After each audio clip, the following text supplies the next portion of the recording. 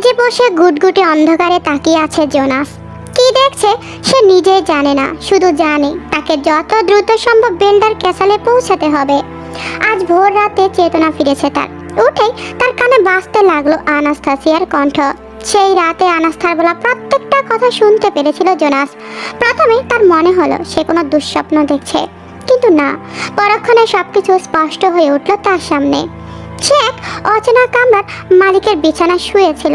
ক্লান্ত পায়ে বিছানা ছেড়ে নেমে সে যখন কামরার বাহিরে এলো, একে একে দেখতে পেল অচেনা কিছু মুখ। জোনাস সিঁড়ি বেয়ে নিচে নেমে আসতে বুঝলো সে এক সরাইখানায় আছে।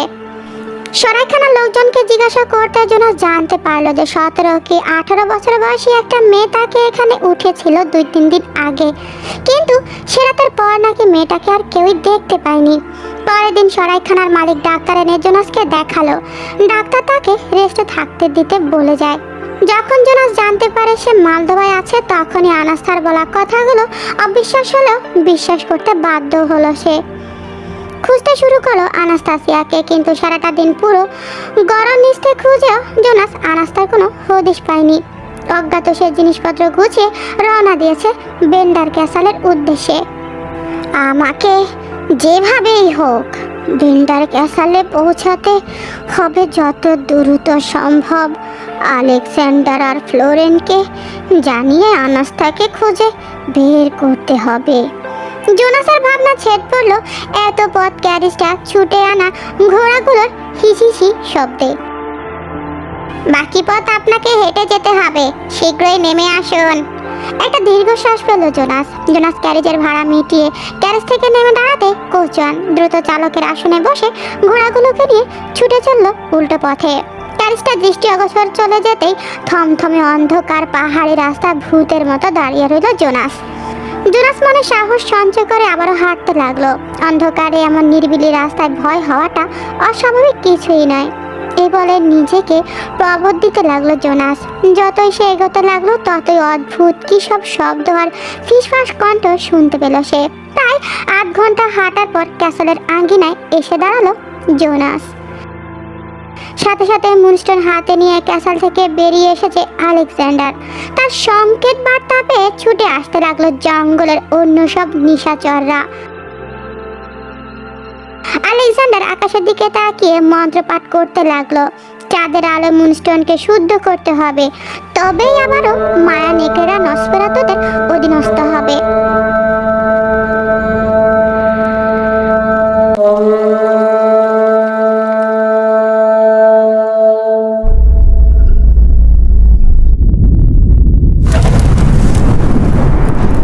জঙ্গল থেকে বেরিয়ে বেন্ডার ক্যাসেলের দিকে ছুটে চলেছে নেকড়েপাল। ভ্যাম্পায়ারদের সাথে তারা সম্মুখে যুদ্ধ করতে চায়। বিশাল বিশাল পদধ্বনিতে এগিয়ে আসছে তারা।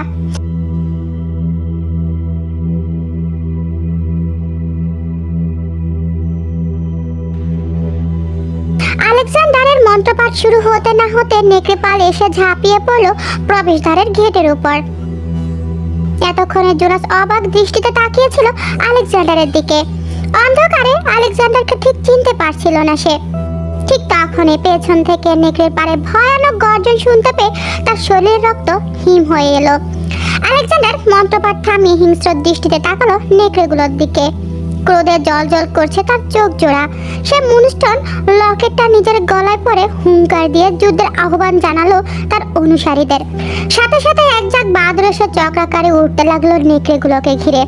এমন ভয়ানক পরিস্থিতিতে জোনাস কি করবে ভেবে না পেয়ে ছুটে গেল ক্যাসেলের ভেতরের দিকে।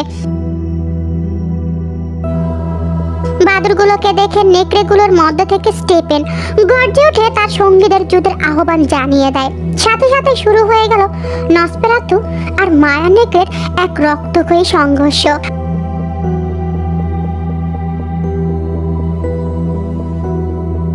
বাহিরে একের পর এক ভয়ানক অপার্থিব গর্জন শুনে ফ্লোরেন প্রাসাদের জানালা দিয়ে বাহিরে প্রাসাদ প্রাঙ্গণের দিকে তাকালো।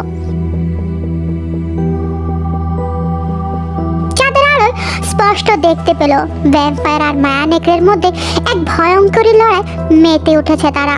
ফ্লোরেন উদ্বিগ্ন হয়ে তাদের মধ্যে আলেকজান্ডারকে খুঁজতে লাগলো, কিন্তু কিছুতেই খুঁজে পেল না। আলেকজান্ডার কোথায়? সে তো মুনস্টোনটা নিয়ে গেছে, তাহলে ভ্যাম্পায়াররা নেকড়েদের সাথে লড়াই করছে কেন?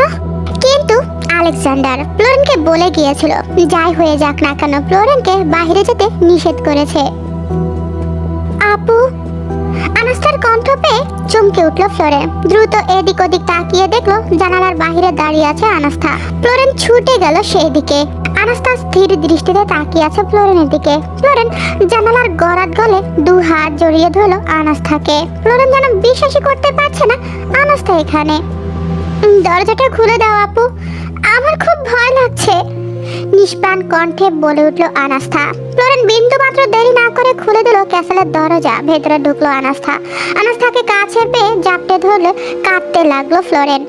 ঠিক তখনই ফ্লোরেনের মনে প্রশ্ন জাগলো, আনাস্তা আনাস্তা এখানে কিভাবে এলো?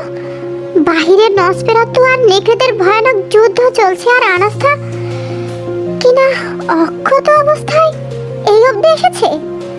ভেবে যে না ফ্লোরেন আনাস্তাসিয়াকে ছেড়ে জিজ্ঞেস করতে যাবে, ঠিক তখন একটা ধারালো ছুরি গেঁথে গেল ফ্লোরেনের পিঠ বরাবর। মৃদু চিৎকার করে উঠল ফ্লোরেন, কিন্তু তার মনে হলো যেন ধারালো কিছু দিয়ে তাকে ছিঁড়ে ফেলা হয়েছে। আনাস্তাকে এক ঝটকায় সরিয়ে দিল ফ্লোরেন। আনাস্তা এখনো নিষ্প্রাণ চাহনিতে তাকিয়ে আছে ফ্লোরেনের দিকে। তার ডান হাতে ধারালো ছুরির আঘাতে টপ টপ করে গড়িয়ে পড়ছে রক্তধারা। ফ্লোরেন অবিশ্বাস্য দৃষ্টিতে তাকালো আনাস্তার দিকে। এই আমি কাকে দেখছি? এ তো আমার বোন না, তাহলে কে এই মুখোশধারী পিতাসিনী?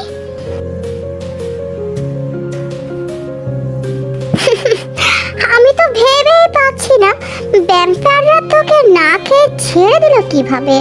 মুহূর্তের মধ্যে ফ্লোরেন দেখলো আনাস্তার পিছনে দাঁড়িয়ে আছে স্টেপেরে সে বান্ধবী সিলডা। ফ্লোরেন সিলডাকে ঠিক চিনতে না পারলেও সিলডার ভয়ঙ্কর চাহনি দেখে ফ্লোরেন আবারও ঘাবড়ে গেল। ফ্লোরেন যেন কোনো কিছু আন্দাজ করতে পেরেছে।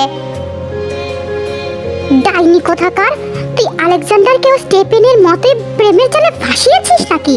হ্যাঁ, স্টেপেনের সাথে প্রেম কথাটা শুনে ফ্লোরেনের মাথায় যেন আকাশ ভেঙে পড়লো।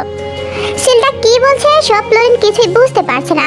ফ্লোরেন এদিক ওদিক তাকায়, শুধু তার চোখ জোড়া শুধু আলেকজান্ডারকে খুঁজে বেড়াচ্ছে। আলেকজান্ডার কোথায়? ফ্লোরেন কিছু বলছে না দেখে সিলডা একটা বিশ্রী হাসি দিয়ে বলল, কি সৌভাগ্য আমার, প্রিন্স স্যান্ড্রিন ওরফে আলেকজান্ডারের হবু স্ত্রীকে হত্যা করব আমি। বলতে বলতে অট্ট হাসিতে ফেটে পড়লো সিলডা।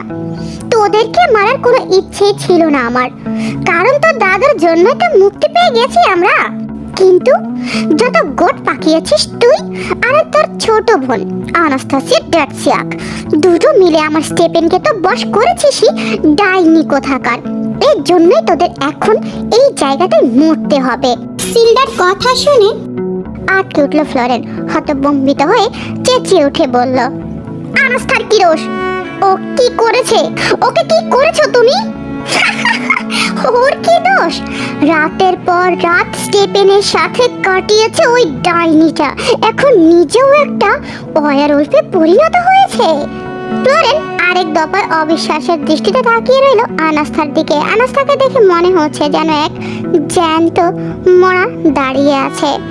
তোর দাদু আসলে একটা মাথা মোটা। যদি সেদিনই মুনস্টোনটা আমাদেরকে দিয়ে দিত তাহলে এসব কিছুই হতো না। বুড়োটাকে খাওয়ার কোনো ইচ্ছে ছিল না আমার। বুড়ো হাড় মাংসের গন্ধেই আমার বমি পায়। অনিচ্ছা সত্ত্বেও তখন বুড়োটার উপর ঝাঁপিয়ে পড়েছিলাম, আর সাথে সাথে বেটা ভয়ে আতঙ্কে প্রাণ হারালো। এখন তোর পালা। বলতে বলতে সিলডা ধারালো ছুরিটা ফ্লোরেন্সিয়ার শরীরে বোলাতে বোলাতে আবারও বলল, না চিন্তা করিস না, তোর আলেকজান্ডারকেও খুব কষ্ট দিয়ে মারবো, তোর থেকেও অনেক কষ্ট দিয়ে, তিলে তিলে মারবো, তিলে তিলে, বুঝেছিস? বলতে বলতে সিলা চোখের ইশারায় আনাস্তাকে কিছু না বললো, সাথে সাথে সম্মোহনিত মতো ছুটে এলো আনাস্তা ফ্লোরেনের দিকে। আনাস্তা ছুরিটা দিয়ে যেই না ফ্লোরেনের গলায় পোঁচ দিতে যাবে, সেই মুহূর্তে ফ্লোরেনের গায়ে সব শক্তি দিয়ে সিলের হাত থেকে নিজের হাত জোড়া ছড়িয়ে নিল। সিলটা কিছু বুঝে ওঠার আগে ফ্লোরেন আনাস্তার মাথা চেপে ধরে চিৎকার দিয়ে বলতে লাগলো, আনাস্তা আনাস্তা আমার দিকে তাকা, বোন আমার আনাস্তাসিয়া ড্যাটসিয়াক, আনাস্তা। এবার থেমে গেল আনাস্তা। তার হাত থেকে ছুরিটা পড়ে গেল। আনাস্থার মাঝে কোনো হেলদোল নেই। ফ্লোরেন নিজের আঙ্গুলে অনুভব করলো একটা পেরেক জাতীয় কিছু গেঁথে আছে আনাস্থার মাথার স্কল্পে। ফ্লোরেন সেটা টেনে বের করতে গেলে সিলটা এক ধাক্কায় ফ্লোরেনকে আনাস্থা থেকে ছড়িয়ে দিল। মেঝেতে ছিটকে পড়লো আনাস্থা। তার হাতের তালুতে দেখতে পেল রক্ত মাখা এক মন্ত্রপুট পেরেক। আনাস্থার হুঁশ ফিরে এসেছে সাথে সাথে। মেঝেতে পড়ে থাকা বোনের রক্তাক্ত অবস্থা দেখে আটকে উঠল আনাস্থা। আনাস্থা ফ্লোরেনের কাছে যাওয়ার আগে সিলডা সজোরে ছুরিটা ঢুকিয়ে দিল ফ্লোরেনের পেট বরাবর। আর কোথা থেকে যেন সিলডাদের দলের একটা নেকড়ে এসে ওদের মধ্যে ঝাঁপিয়ে পড়ে। আর নেকড়েটা ছিল মানুষরূপী। নেকড়েটা এসে ফ্লোরেনের হাতে কামড় বসিয়ে দেয়। সাথে সাথে ফ্লোরেন আর সহ্য করতে না পেরে মরণ যন্ত্রণায় আর্তনাদ করে উঠল। তার পরনে সাদা গাউনটা রক্তে লাল বর্ণ ধারণ করেছে। ধীরে ধীরে সিলডা ছুরিটা একটানে বের করে মেঝেতে ফেলে উঠে দাঁড়ালো। তার চোখে মুখে পৌঁছাশি খাচ্ছি ফুটে উঠেছে। সাথে সাথে চিৎকার করতে করতে মেঝেতে ছপড়াতে লাগলো আনাস্থা। বোনের নির্মম মৃত্যু সহ্য করতে না পেরে নিজের মৃত্যু কামনা করতে লাগলো।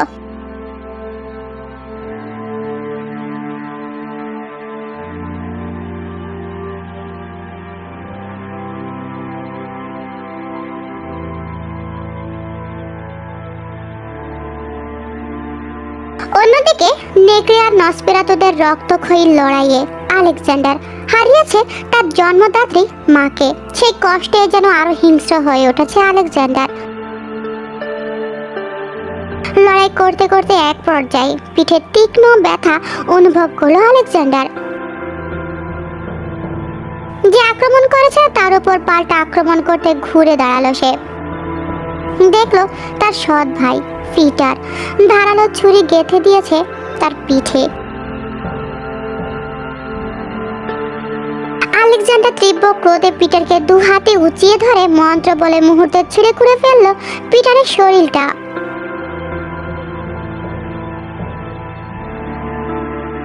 ওরিয়ন যেন আলেকজান্ডারের মাথায় কামড়ে ধরতে যাবে ঠিক তখনই রুসলানা হাওয়ায় উড়ে এসে নিজের ধারালো নখগুলো দিয়ে ওরিয়নের চোখ জোড়া খাবলে তুলে ফেললো। দুটো বলের ন্যায় চোখ বেরিয়ে এলো কোটর ছেড়ে। মরণ যন্ত্রণায় আর্তনাদ করে উঠল ওরিয়ন। রুসলানা এবার ওরিয়নের ঘাড়ে উঠে দু হাত দিয়ে ওরিয়নের ঘাড়টা মটকে দিল। সাথে সাথে নিস্তেজ হয়ে মাটিতে লুটিয়ে পড়ল ওরিয়নের নিথর শরীরটা। আলেকজান্ডার এবার উঠে দাঁড়িয়েছে, কিন্তু পরক্ষণে ফ্লোরেন্সিয়ার চিৎকার শুনতে পেয়ে সেদিকে তাকালো আলেকজান্ডার। প্রাসাদের দরজা তো আমি মন্ত্রপুত করে এসেছি, তাহলে ভিক্টোরিয়ার উপর আক্রমণ করলো কে? ভাবতে ভাবতে প্রাসাদের ভেতর ছুটলো আলেকজান্ডার। পরক্ষণে প্রাসাদের ভেতর থেকে আসা ফ্লোরেন্সিয়ার আর্তনাদ শুনে আলেকজান্ডারের পিছু পিছু হটলো স্টেপেনও। বিন্দুমাত্র দেরি না করে ঝড়ের বেগে ছুটলো প্রাসাদের ভেতর। আসতেই আলেকজান্ডার দেখলো সদর দরজার কাছে মেঝেতে গড়াগড়ি খাচ্ছে ফ্লোরেন। কাটা কবুতরের মতো ছটফট করছে তার শরীর। ফ্লোরেনের পাশে ছুরি নিয়ে দাঁড়িয়ে আছে সিলডা, আর আলেকজান্ডার ছুটে এসে সিলডার শরীরটা মাঝ বরাবর ছিঁড়ে খুঁড়ে মেঝেতে ছুঁড়ে মারলো। প্রচন্ড ক্রোধে অন্ধ হয়ে গেছে আলেকজান্ডার। চোখের সামনে প্রেয়সীকে মরতে দেখে তার ভেতর থেকে যেন অগ্নিয়গিরির লাভা বের হচ্ছে। প্রাসাদের ভেতর ঢুকে ফ্লোরেনকে বিধ্বস্ত অবস্থা দেখে মানুষ রূপে ফিরে এলো স্টেপেন। স্টেপেন যেন নিজের চোখে বিশ্বাস করতে পারছে না, যাকে বাঁচাতে সে এত পথ পাড়ি দিয়ে এলো সেই কিনা আজ মৃত্যু সজ্জায়। না না, ফ্লোরেন মরতে পারে না এভাবে। ফ্লোরেন তো আমার বনফুল ছিল, যে কিনা পার্থিব সকল সৌন্দর্যের ঊর্ধ্বে। আমার সেই বনফুলকে কি আমি আর সত্যি সত্যি হারিয়ে ফেললাম? একবার স্পর্শ করতে পারবো না আমি আমার বনফুলকে? স্টেপেন আর সহ্য করতে পারছে না। নোনা জল টলমল করছে তার চোখে, যেন টোকা দিলে গড়িয়ে পড়বে। ফ্লোরেনকে যে স্টেপেন কখন কিভাবে ভালোবেসে ফেলেছে স্টেপেন নিজেও জানে না। ফ্লোরেন এমন একটা মেয়ে যে কিনা স্টেপেনের পাষণ্ড মনেও দয়ার সঞ্চার করেছে। স্টেপেন নিজের পাপী হাত দিয়ে ফ্লোরেনকে কখনো স্পর্শ করতে চায়নি, যদি ফ্লোরেনের নিখুঁত পবিত্রতা ক্ষুণ্ণ হয়ে যায় সেই ভয়ে। কিন্তু আজ যে স্টেপেন আর নিজেকে সামলাতে পারছে না। স্টেপেন এক পা দুপা করে এগিয়ে চলল। ধীরে ধীরে সে হাত বাড়িয়ে দিল ফ্লোরেনের রক্তাক্ত হাতটা স্পর্শ করতে, আর তখনই সাথে সাথে আলেকজান্ডার ফ্লোরেনকে ফেলে স্টেফেনের সাথে ধস্তাধস্তি শুরু করে দিল। আলেকজান্ডার কিছুতেই ফ্লোরেন্সিয়ার শরীরে আর কারো স্পর্শ লাগতে দেবে না, সবাইকে শেষ করে দেবে আজ সে, মনে মনে প্রতিজ্ঞা করলো আলেকজান্ডার।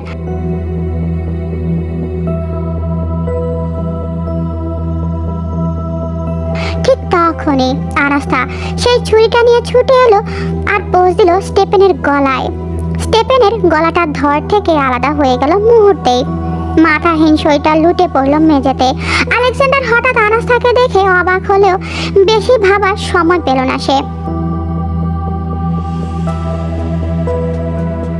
আলেকজান্ডার ছুটে গেল ফ্লোরেন্সিয়ার কাছে। আনাস্তার হাত থেকে ছুরিটা পড়ে গেল। কান্নার মাঝে হাসতে লাগলো আনাস্তা।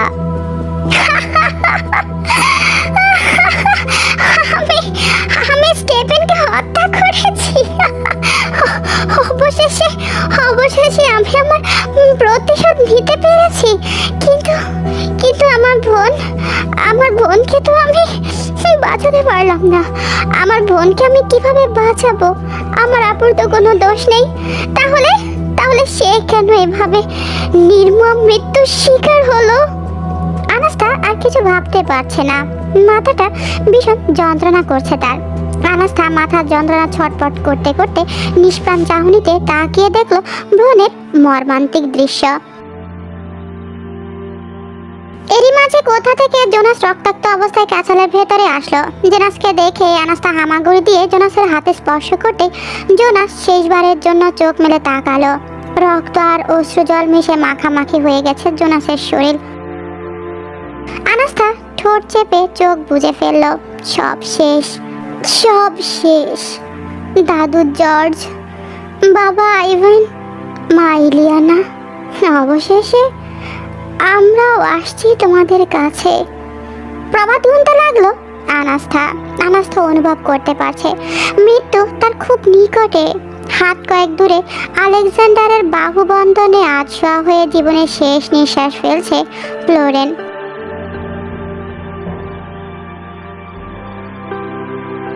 চোখের সামনে ছিন্ন ভিন্ন অবস্থায় পড়ে আছে আধমরা জোনাসের রক্তাক্ত দেহ। আজ সব কষ্টের অবসান ঘটবে। আগামী ভোর আর দেখা হবে না আনাস্তার, ফেরা হবে না ওসনোবায়। রাতে ঘুমানোর আগে বোনের কাছে আর গল্প শোনা হবে না তার। পারলাম না জর্জ, আমি পারলাম না জর্জের আমানত রক্ষা করতে। হ্যাঁ ঈশ্বর, আমি পারলাম না, আমাকে ক্ষমা করে দিও। ক্ষীণ স্বরে বলল জোনাস। পরক্ষণে তার জীবনের আলো ফুরিয়ে গেল। আনাস্তার কিছু শুনতে পাচ্ছে না, সব কেমন যেন নিশ্চুপ হয়ে গেছে। চোখ মেলার চেষ্টা করলো আনাস্তা, কিন্তু পারলো না। বাহিরে কি যুদ্ধ থেমে গেছে? ভাবতে ভাবতে আনাস্তা অনুভব করলো নিজেকে ভীষণ হালকা লাগছে তার। অবশেষে মৃত্যু ঘাস করলো আনাস্তাকেও। চোখের সামনে আপনজনের মরতে দেখে ফ্লোরেনের চোখ জোড়ায় স্থির হয়ে এসেছে। আর কিছুই অনুভব করতে পারছে না সে, আর কোনো যন্ত্রণাই হচ্ছে না তার। শেষবারের মতো তার চোখের কোণে বেরিয়ে শুরু হয়ে গড়িয়ে পড়লো অশ্রুজল।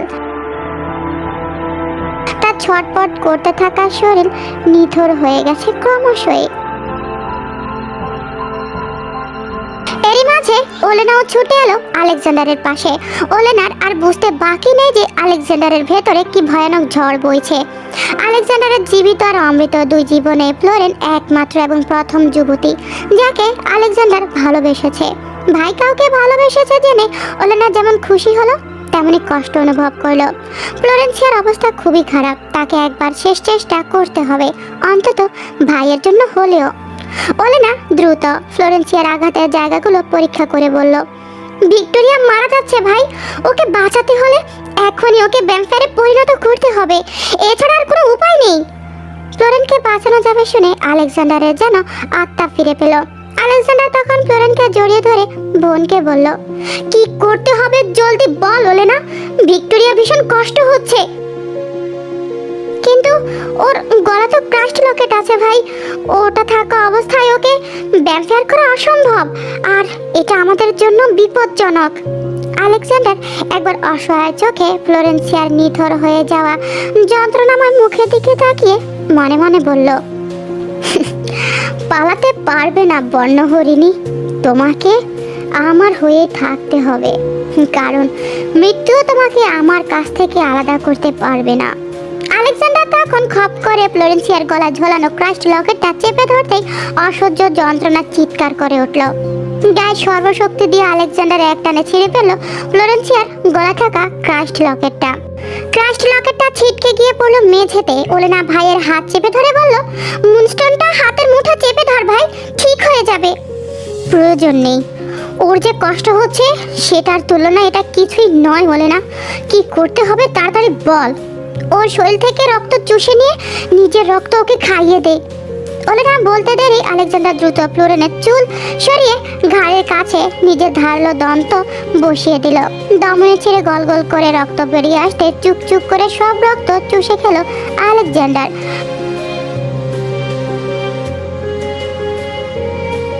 ফ্লোরেনার ছটফট করছে না, বিবর্ণ পাংশুটো হয়ে গেছে তার শরীর, অসম্ভব ফ্যাকাশে দেখাচ্ছে তাকে। আলেকজান্ডার এক টানে নিজের শার্ট খুলে ফেললো, পাশে পড়ে থাকা ছুরিটা দিয়ে নিজের বুকে একটা ক্ষত তৈরি করলো। ক্রমশ যখন টপ টপ করে রক্ত পড়তে লাগলো ক্ষতটা থেকে, ফ্লোরেনের মাথা ধরে তার বুকে ক্ষত জায়গায় ফ্লোরেনের ঠোঁট চেপে ধরলো আলেকজান্ডার। ফোটায় ফোটায় রক্ত গড়িয়ে শরীরের ভেতরে যেতে ফ্লোরেনের দেহে যেন নতুন প্রাণের সঞ্চয় হতে লাগলো।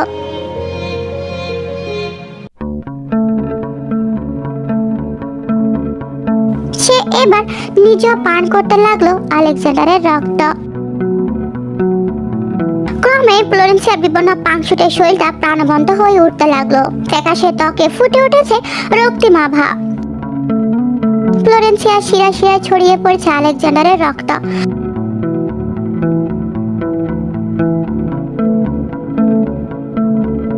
রক্তপান করতে করতে একসময় আলেকজান্ডারের কোলে ঢলিয়ে পড়লো ফ্লোরেন। আলেকজান্ডার তীব্র সন্তুষ্ট হয়ে চেঁচিয়ে উঠল, ওলেনা, কি হয়েছে ওর?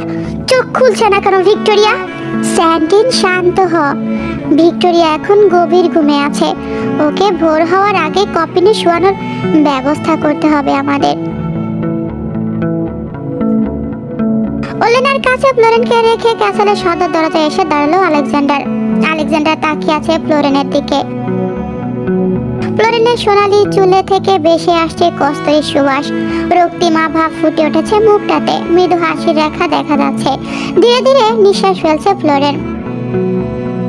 আলেকজান্ডার তার চিবুকে তর্জনী ভুলিয়ে বলতে লাগলো, জানি না তুমি কবে এই গভীর ঘুম থেকে জেগে উঠবে। দশক, যুগ, শতাব্দী, যতদিন পেরিয়ে যাক না কেন, আমি তোমার অপেক্ষাতেই থাকবো প্রেয়সী। আলেকজান্ডার পরম আবেশে ফ্লোরেন্সিয়াকে জড়িয়ে ধরলো। ফ্লোরেনের শরীরটা এতক্ষণে বরফ শীতল হয়ে গেছে। ভোর নামার আগে কফিন তৈরি করার কাজ শেষ করে গিয়েছে জিপসিরা। কফিনটা এনে রাখা হয়েছে উপরতলায় সেই ঘরে যেখানে ফ্লোরেনকে থাকতে দেওয়া হয়েছিল। ফ্লোরেনের কাপড় পাল্টে বেগুনি রঙের পিনপিনে একটা গাউন পরিয়ে দেওয়া হয়েছে।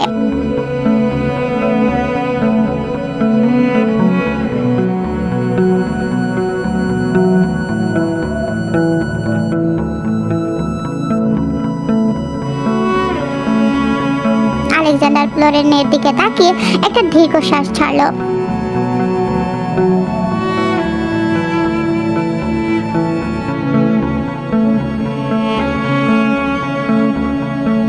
হাঁটু গেড়ে নিচু হয়ে ফ্লোরেনকে কফিনের ভেতরে শুয়ে দিল সে। কফিনের ঢাকনাটা বন্ধ করে দিয়ে বলল, ভিক্টোরিয়া কবে কফিন থেকে বেরিয়ে আসবে সেটা আমি জানি না, তবে একদিন না একদিন বেরিয়ে আসবে সেটা নিশ্চিত।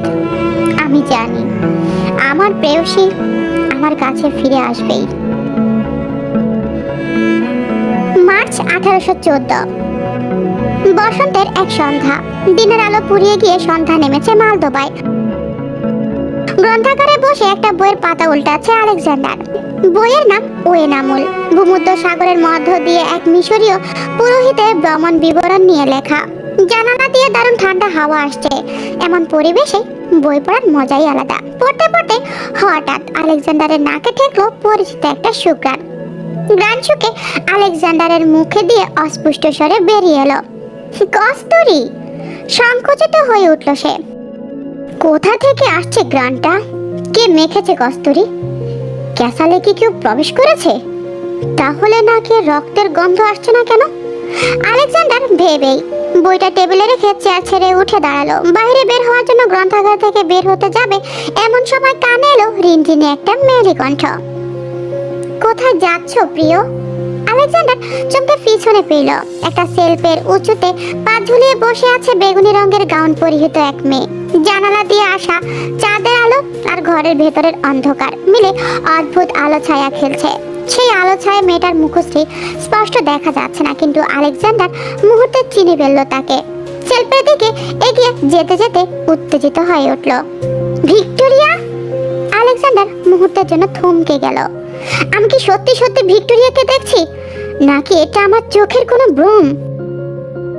ফ্লোরেন তখন সেট থেকে নেমে হাওয়ায় ভেসে আস্তে আস্তে অভিমানী কণ্ঠে বলল, আমাকে রেখে কোথায় যাচ্ছ প্রিয়? ফ্লোরেন্সিয়া কাছাকাছি আসতে আলেকজান্ডারের ঘোর কেটে গেল। না, এটা আলেকজান্ডারের চোখের ভ্রম নয়। ভিক্টোরিয়া সত্যি জেগে উঠেছে। আজ এত বছর পর জেগে উঠেছে আলেকজান্ডারের প্রেয়সী। আলেকজান্ডার হুট করে ভিক্টোরিয়াকে জড়িয়ে ধরলো। আলেকজান্ডারের বলিষ্ঠ বাহুতে পিষ্ট হতে লাগলো ভিক্টোরিয়া মোমের ন্যায় শরীর। দুজনে যেন মিশে যেতে চাচ্ছে একে অপরের সাথে। আলেকজান্ডার আবেগে জড়ানো কণ্ঠে বলল, এক যুগ পর তোমাকে ফিরে পেলাম প্রেয়সী। এই একটা যুগের প্রতিদিন ছিল আমার কাছে এক একটা শতাব্দীর মতো। ভিক্টোরিয়া নীরবে শুনতে লাগলো। এক গভীর ঘুম থেকে জেগে উঠেছে সে, কিন্তু এর মধ্যে নাকি কেটে গেছে 12টা বছর। এতগুলো বছর ধরে তার অপেক্ষা ছিল তার প্রেমিক পুরুষ। ভাবতে লজ্জায় রাঙ্গা হয়ে উঠেছে ফ্লোরেন্সিয়া। আলেকজান্ডার তার চিবুকে বাম হাতের তর্জনী ভুলিয়ে সোহাগ করতে লাগলো। তার প্রতিটি স্পর্শে ফ্লোরেনের শরীরে যেন বিদ্যুৎ খেলে যাচ্ছে। ফ্লোরেন তার প্রবল বাহু দিয়ে আলেকজান্ডারের গলা জড়িয়ে ধরে আদুরে কণ্ঠে বলল, আজ আমাদের সকল অপেক্ষার অবসান ঘটেছে প্রিয়। এক মুহূর্ত নীরব থেকে দুজনে আবিষ্ট হলো এক প্রেমময় আলিঙ্গনে। অবশেষে তাদের অপেক্ষার অবসান ঘটেছে। আকাশে ঝুলে থাকা রূপালী চাঁদের আলোয় এক অমিত শক্তিশালী কপোত কপোতি মত্ত হয়ে উঠেছে তাদের প্রেমের বন্ধনে, তাদের ফুলসজ্জায়।